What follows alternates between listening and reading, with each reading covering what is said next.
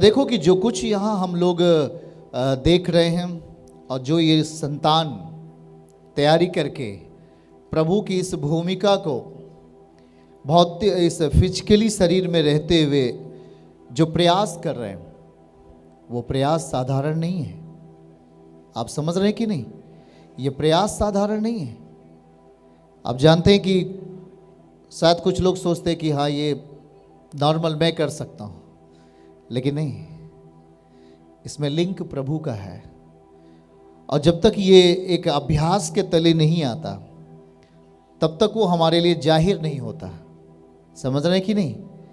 आत्मा का एक अभ्यास होता है, एक प्रैक्टिस होता है, और जब तक उसे हम प्रैक्टिस नहीं करते, चाहे वचन हो या प्रभु का रोल अगर हम करना चाहें, तब भी हमें एक प्रैक्टिस के द्वारा ही उस चीज़ को हम कर सकते हैं। आमीन। जब हम आत्मिक दुनिया में कदम रखते हैं तो यहाँ की भाषा अलग है, यहाँ का कैरेक्टर अलग है, चरित्र यहाँ का अलग है, यहाँ की बातें अलग हैं, यहाँ का सोच और विचार अलग है, या कहें टोटली सब कुछ अलग है उस दुनिया से जिस दुनिया से हम बुलाए गए। यहाँ पर यह एक आत्मिक दुनिया का परिदृश्य है, यह एक आत्मिक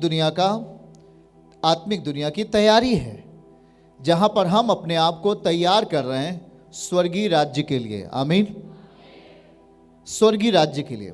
तो प्रभु के सामने जो एक आत्मिक दुनिया हमें प्रभु देता है, उसके लिए हमें एक आत्मिक तैयारी की ज़रूरत होती है, और उस आत्मिक तैयारी में हमें अपने आप को पूरी तरीके से समर्पण के साथ आना चाहिए। आमीन। बगैर समर्पण के कुछ भी नहीं। कोई व्यक्ति अगर 1000 साल जिंदा रहे और 1000 साल लगातार इसको पढ़े और प्रचार करे, तब भी नहीं पूरा प्रचार कर सकता।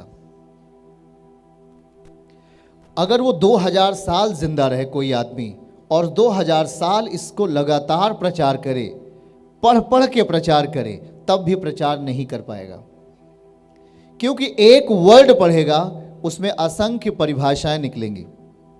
एक वचन में एक वचन अगर आप ले लो, उसको अगर सही से अध्ययन करो, 1 वर्ष लगेंगे एक वचन अध्ययन करने में, 1 साल कम से कम।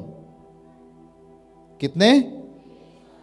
ये अनंत महिमा है, और उस अनंत महिमा में उसको पूरा समझने के लिए मनुष्य सक्षम नहीं है, पर हाँ उसे जितना समझ आना चाहिए और स्वर्गीय की तैयारी के लिए जो काबिलियत होनी चाहिए, उतने में ही प्रभु अपना ग्रेस, अपना अनुग्रह हमारे लिए प्रदान करते हैं।